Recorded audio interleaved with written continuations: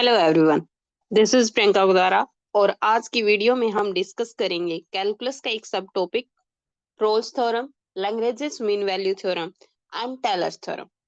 इन topic से जो PYQs पूछे गए हैं पिछले 15 साल में यूपीएससी सीएससी के द्वारा, वो सभी हम कवर करेंगे। साथ में जो बेसिक कॉन्सेप्ट कि टेलर्स थ्योरम क्या होती है, रोल्स थ्योरम क्या होती है, लैग्रेंजेस मीन वैल्यू थ्योरम क्या होती है, तो वो भी देखने की कोशिश करेंगे। चलिए देखते हैं one by one.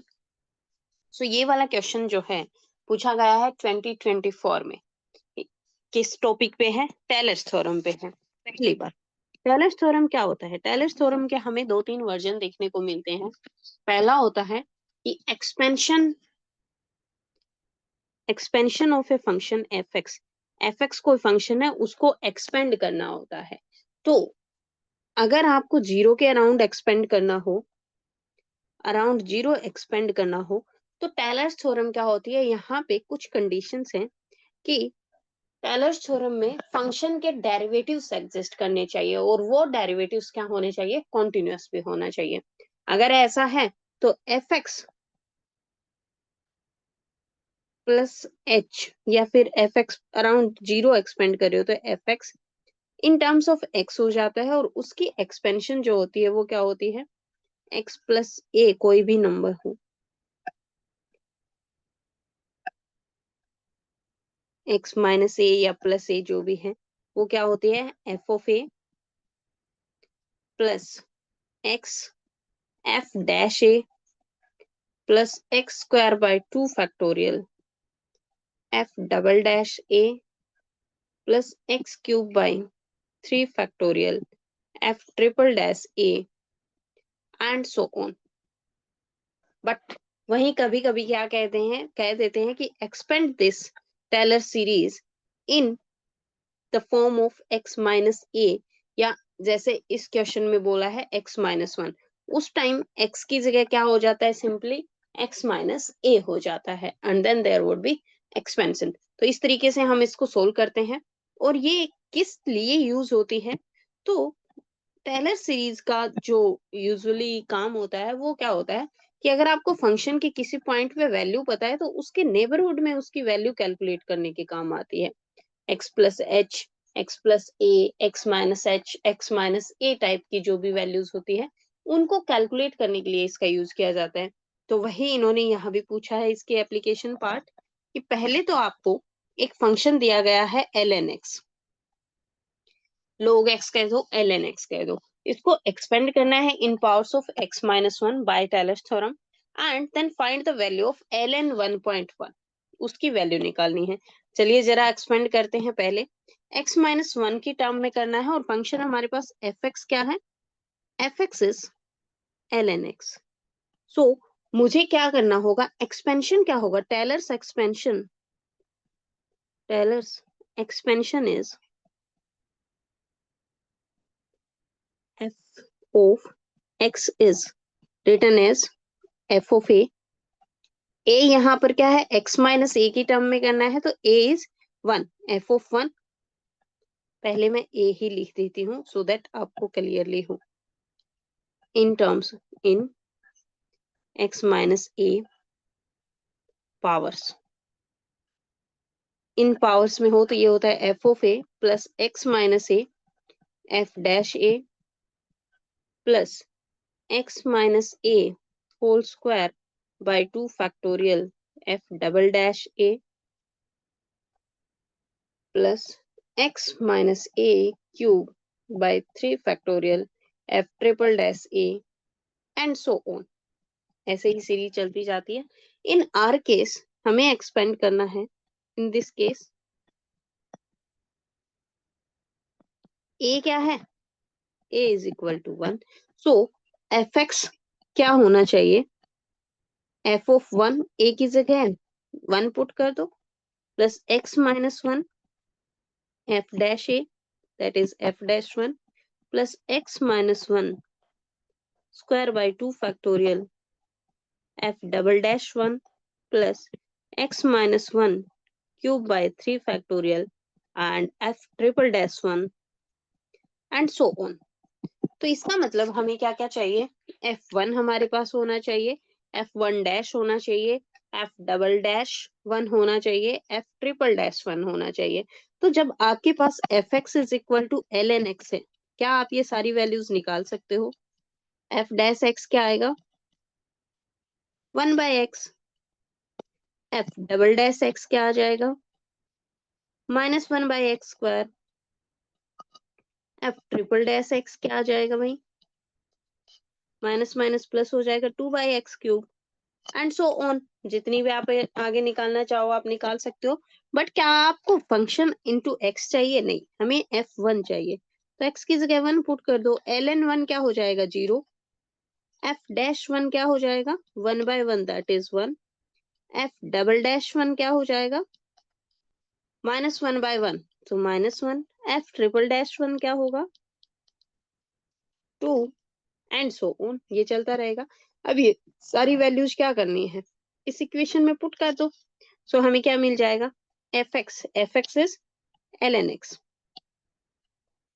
So ln x is nothing but f of 1 that is 0 plus x minus 1 f dash 1 that is 1 plus x minus 1 whole square by 2 factorial into -1 plus x minus 1 cube by 3 factorial into 2 and so on. यही बनेगा।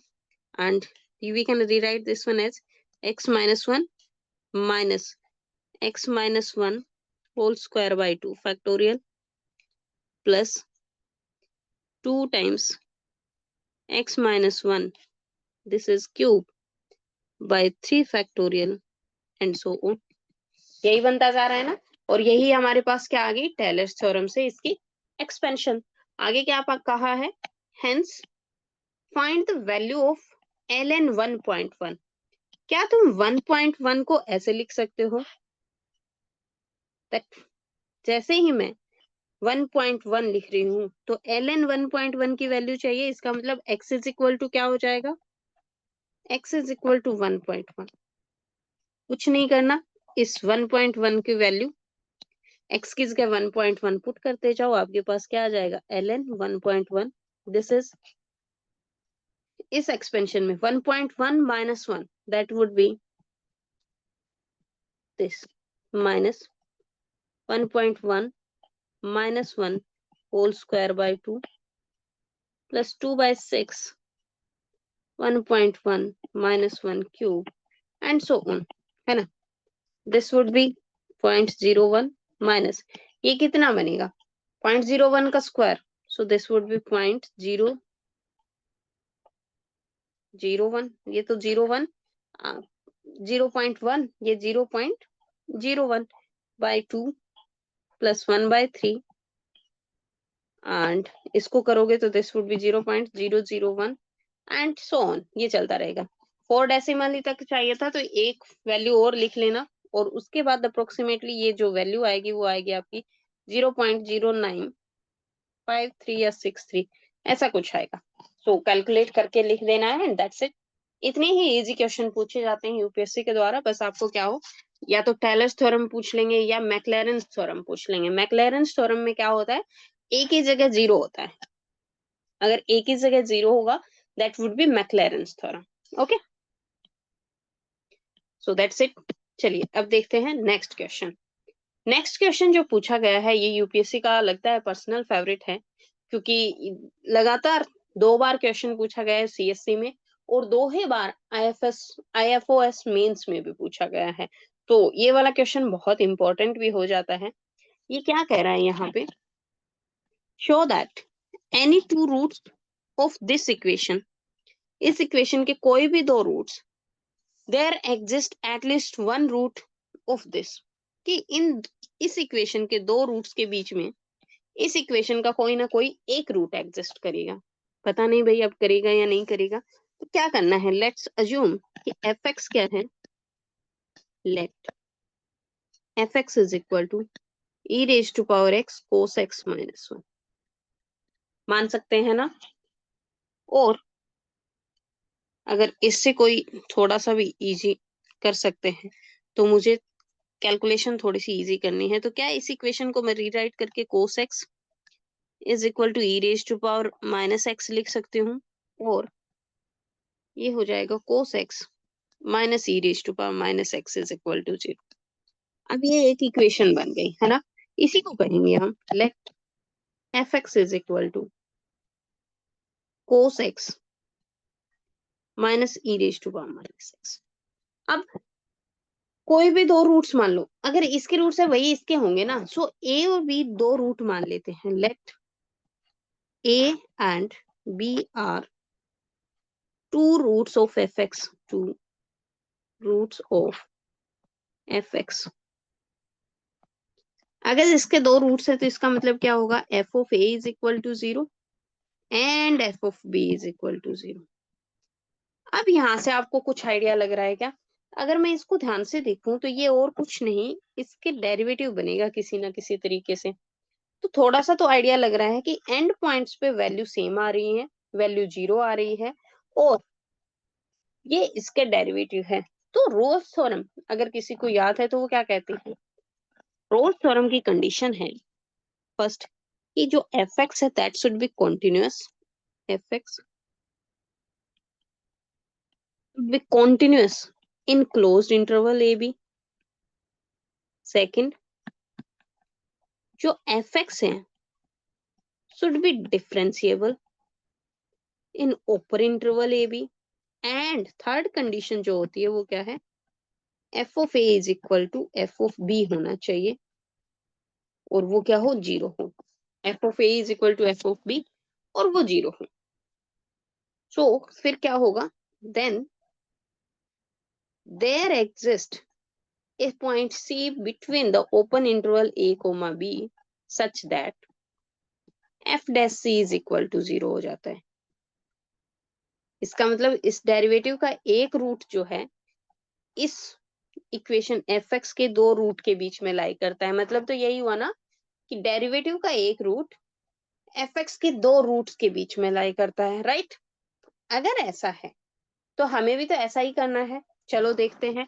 अब F x ये ले लिया, यहाँ पे F x क्या है, now F x cos x क्या है, ट्रिग्नोमेट्रिक फंक्शन, ये है एक्सपोनेंशियल। ट्रिग्नोमेट्रिक फंक्शन में कोस एक्स और एक्सपोनेंशियल फंक्शन पूरे रियल के लिए क्या होता है, कॉन्टिन्यूअस। कैसे लिखोगे, since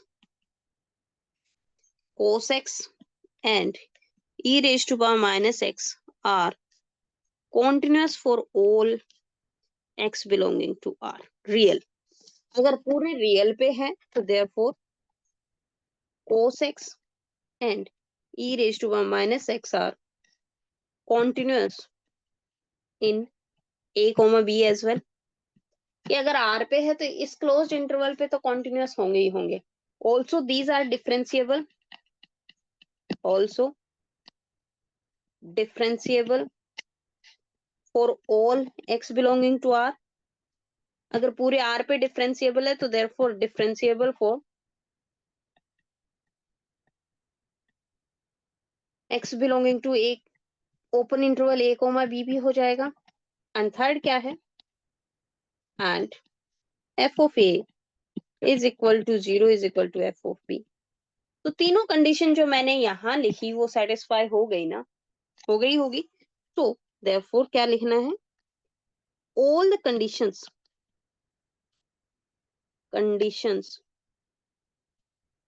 of Rolle's theorem are satisfied।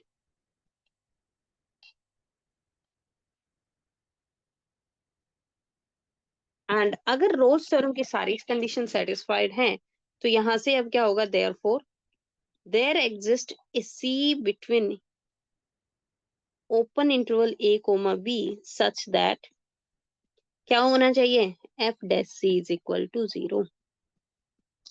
अब एफ डैश सी का मतलब जो एफ एक्स लिया इसका डेरिवेटिव और उसमें सी पुट करो, that is f dash c cos x का derivative minus of sine x minus minus e x का क्या होगा, ई ऑफ माइनस एक्स का plus e of minus x is equal to 0। यही meaning हुआ ना। और यहां से कहना इसे कि मैं e raise to power x से थ्रू आउट मल्टीप्लाई कर दूं तो ये होगा minus of e raise to power x sine x plus 1 is equal to 0। और आप क्या कह सकते हो, sine x e raise to power x sine x minus 1 is equal to 0। Clear? तो यही तो दिखाना था। और x की जगह क्या करना है, c, क्योंकि f डैश c पहले मैंने डेरिवेटिव किया, अब इसकी जगह c कर देंगे। तो सबकी जगह क्या कर दो, c c c r sine c। तो क्या हुआ, बट c कहाँ बिलोंग करता है, c तो एक नंबर था जो a और b के बीच में लाई करता है, और a और b क्या थे, दो roots of f x. So that means इस इक्वेशन के कोई भी दो रूट्स के बीच में एक रूट इसका हमेशा आएगा। यही तो प्रूव करना था, hence proved. So that's it. Next question देखो, यही वाला क्वेश्चन अगर दोबारा पूछा है, बट बस चेंज क्या किया, यहाँ पे e raise to power x cos x is equal to 1 था वहां, तो वो इधर आके आए तो माइनस हो गया, और यहाँ पे माइनस हुआ था तो अब ये उल्टा होके प्लस हो जाएगा। सेम क्वेश्चन है और कुछ नहीं, वही आपको क्या करना है, ए और बी दो रूट्स लेने हैं और ये कॉन्टिन्यूअस हो जाएगा। फंक्शन यहाँ पे क्या मानोगे, f x is equal to cos x plus e raise to power minus x मान लेना, दिस इज द फंक्शन। तो ये कॉन्टिन्यूअस भी है, डिफरेंशिएबल है ए बी में, और एंड पॉइंट्स पे हम इसकी वैल्यू 0 लेके चलेंगे क्योंकि ये रूट्स है तो इसको सेटिस्फाई करेंगे, और देयरफॉर इसके डेरिवेटिव के बीच में एक रूट आ जाएगा। तो सेम क्वेश्चन 2014 में पूछा गया है इन, और ये 2021 में पूछा है, और 2014 और 21 के बीच में दो बार IFOS मेंस में भी पूछा गया है, तो ये बार बार रिपीट होने वाला क्वेश्चन है। नेक्स्ट क्वेश्चन जो आपके सामने है, ये अच्छा क्वेश्चन है, यहाँ थोड़ा सोचना पड़ता है कि कैसे निकालना है। इन्होंने क्या कहा है, late f be a function defined on R such that f of 0 is equal to -3 and f dash x is less than equal to 5 for all x belonging to R। Real के जितने भी x हैं उन सब में क्या condition है कि f dash x है वो less than equal to 5। Okay, but अब क्या करें, तब ये कह रहा है कि how large f of 2 can be, मतलब आपको क्या बताना है, मैक्सिमम f of 2 क्या होगा, कि ये कितना बड़ा हो सकता है। तो एक वैल्यू तो आपको दे दी, दूसरा अगर मैं इसको मान लूं तो भी देखो, दो थी चीजें हैं अपने पास, एक तो है रोल्स थ्योरम और दूसरी क्या है, Lagrange's mean value theorem. Roles theorem की कंडीशन क्या है कि जो एंड पॉइंट्स है उन पे वैल्यू 0 होना चाहिए, तो ये तो यहीं से रूल आउट हो गई, क्योंकि एंड पॉइंट अगर मैं एक 0 और एक 2 लेके चलो ना, तो इसकी -3 दे दी, इसका मतलब हमारे पास अब जो अप्लीकेबल वैल्यू है वो सिर्फ क्या है, Lagrange's mean value theorem. Lagrange's mean value theorem क्या कहती है, अगर कोई फंक्शन कॉन्टिन्यूअस है एफ एक्स, पहली दो कंडीशन सेम रहती है, जो रोल्स थ्योरम की है वही लैग्रेंजेस मीन वैल्यू थ्योरम की है। एफ एक्स कॉन्टिन्यूअस है, closed interval a comma b. Second कहता है डिफरेंशिएबल है in open interval a comma b. Then तीसरी कंडीशन नहीं होती है, then there exist a c belonging to a comma b such that f f of b minus f of a divided by b minus a would be equal to f dash c. ये value दे रखी है कि जो derivative किसी एक point पे आएगा वो इस टाइप का होगा। अब मुझे ये बताओ, क्या ये कंडीशन हमारे एफ एक्स से सेटिस्फाई होगी, क्यों नहीं होगी। इन्होंने कहा कि सारे एक्स के लिए कोई भी रियल की वैल्यू हो, सभी एक्स के लिए क्या है, एफ डैश एक्स हमेशा लेस देन 5 हो रहा है, इसका मतलब f dash x exist for all x belonging to R. अगर ये सभी एक्स के लिए एग्जिस्ट कर रहा है, मतलब पूरे रियल पे ये फंक्शन डिफरेंशिएबल है। अगर ये पूरे रियल पे डिफरेंशिएबल है तो क्या ये 2 और 0 और 2 के बीच में डिफरेंशिएबल होगा, ऑब्वियसली होगा। सिंस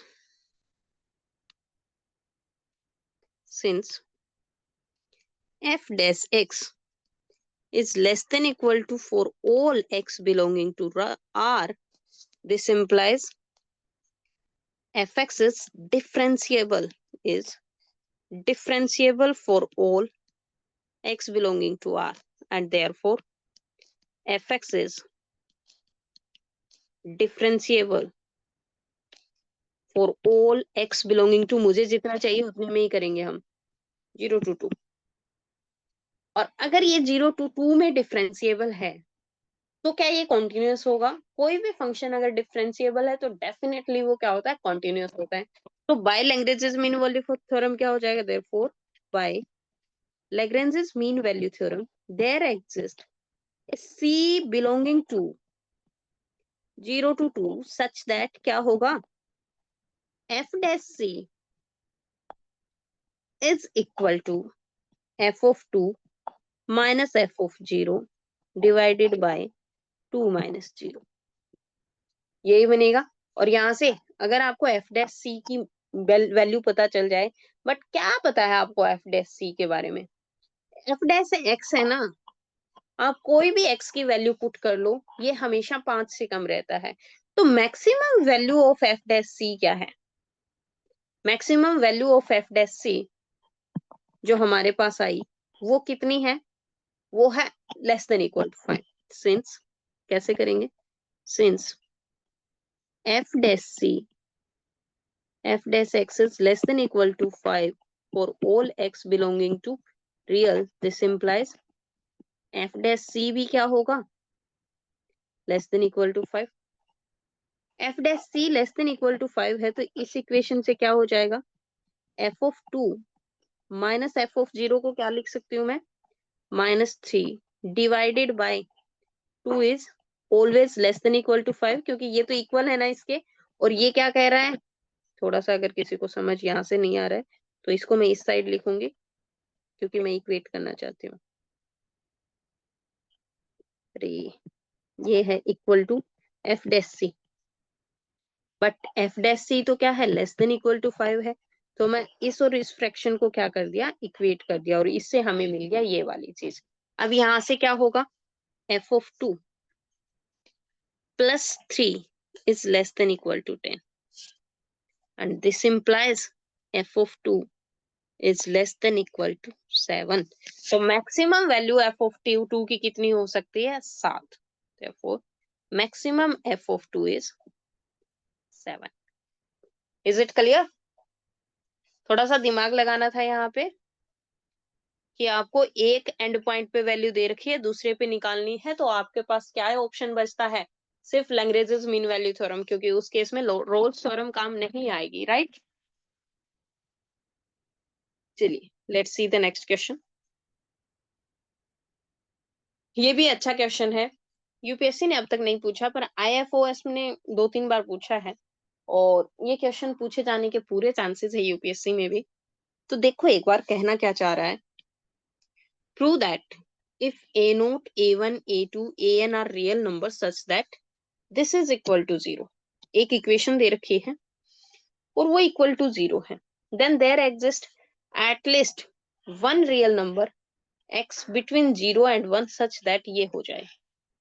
तो ये क्या होता है हमारे पास? यहाँ से एक रियल नंबर इसके और इसके बीच में आने का मतलब f dash c is equal to 0 होना चाहिए ना। तो ये किसी चीज का हमारे पास डेरिवेटिव है, यहाँ से हमें आइडिया लगाना होगा। तो यहाँ आपको क्या करना है? ये अच्छा क्यों बताया? क्योंकि यहाँ आपको फंक्शन अज्यूम करना है, और फंक्शन हमें पता है कि अगर हमें ये रिजल्ट लेके आना है तो ये किसी ना किसी का क्या है? f डैश x है। तो यहाँ करते हैं back engineering, back substituting.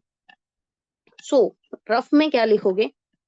f dash x दे रखा है भाई, a0 x raise to power n plus a1 x raise to power n minus 1 plus a2 x raise to power n minus 2 plus an minus 1 x plus an।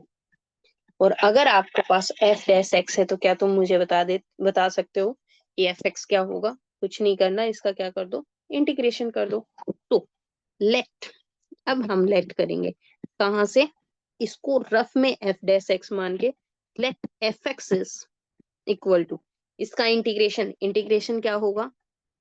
a0 x raise to power n plus one divided by n plus one, यही बनेगा, plus a1 x raise to power n by n plus a2 x raise to power n minus one divided by n minus one plus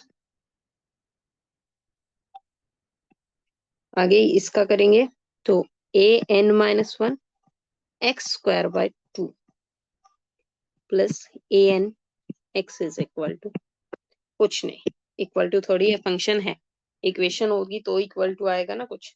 तो हमारे पास function आ गया। Function में इन्होंने एक को तो क्या कहा है, इक्वल टू जीरो, और दो एंड पॉइंट्स क्या दे रखे हैं, जीरो एंड वन। तो जैसे ही मैं एफ ऑफ जीरो पुट करती हूँ तो क्या आएगा इस फंक्शन में, हियर एफ ऑफ जीरो क्या बनेगा, ये भी एक्स है, यहाँ भी एक्स है, यहाँ भी सभी टर्म्स में एक्स है, तो क्या बन जाएगा, directly this would be equal to zero. और जैसे ही आप एफ ऑफ वन पुट कर दो इस एफ एक्स में, तो आपके पास क्या आता है, a nought by n plus one plus a one by n plus a two by n minus one plus plus plus a n minus one by two plus a n, यही आ रहा है। बट गिवन क्या है, जो हमारी ये value आई है उसको तो इन्होंने खुद कहा है कि this is equal to zero. पहली ही स्टेटमेंट देखो, this is equal to zero, so ये तो क्या है, नथिंग बट जीरो। सो आपके पास क्या हो गया, एफ ऑफ जीरो भी जीरो हो गया, therefore f of zero is equal to zero and f of one is equal to zero. And points पे वैल्यू जीरो आ गई। अब आपको रोल्स थ्योरम के लिए क्या कंडीशन चाहिए भाई, कॉन्टिन्यूअस और डिफरेंशिएबल।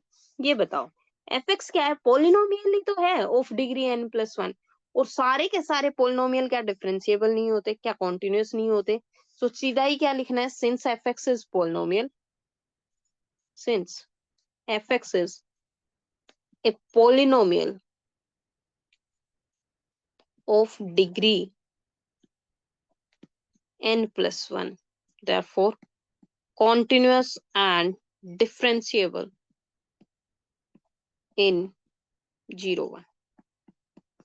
पूरे रियल पे ही है तो हमें तो 0 1 पे ही बात करनी है, तो इसका मतलब कॉन्टिन्यूस भी है, डिफरेंशिएबल भी है। सो बाय रोल्स थ्योरम क्या होगा, therefore by Rolle's theorem there exist Rolle's theorem there exist, C की जगह इन्होंने x बताना है तो हम x ही लिख देंगे, x belonging to 0 to 1 such that f dash x is equal to 0। और f dash x लिखते ही कुछ नहीं आएगा, जो हमें प्रूव करना है वही तो आ जाएगा। तो जैसे ही आप f dash x is equal to 0 का मतलब इसकी पावर एक आगे और एक कम हो जाएगा, तो n प्लस वन से n plus one cancel, a n x n आएगा plus a1 xn minus 1 plus a2 xn minus 2 and so on, hence the result, hence proved। तो यही तो दिखाना था। तो इस तरीके से आपसे क्वेश्चन पूछ सकते हैं, आपको थोड़ा सा दिमाग कहाँ लगाओगे, जब वो आपको कोई भी दो एंड पॉइंट्स इंटरवल की बात कर रहे हो, इंटरवल की बात कर रहे हैं 0 और 1 के बीच में, और रूट्स की बात कर रहे हैं, तो आपके पास या तो क्या लगेगा, रोल्स थ्योरम या Lagrange mean value theorem. But roots की बात करेंगे तो रोल्स थ्योरम लगेगा, और एंड पॉइंट्स में से कोई एक वैल्यू दे रखी है, दूसरी निकालनी है, तो फिर वहां पे क्या आएगा, लैग्रेंज मीन वैल्यू थ्योरम। क्योंकि रूट्स इक्वल टू जीरो देते हैं, एंड पॉइंट्स में वैल्यू नॉन जीरो हो तो हम लैग्रेंज मीन वैल्यू थ्योरम लगाते हैं। So that is it with all this topic. And अगर आपको वीडियोस अच्छी लग रही हैं तो लाइक और शेयर जरूर करें, सो दैट मोटिवेशन बना रहे, और चैनल को सब्सक्राइब करना ना भूलें। Thank you.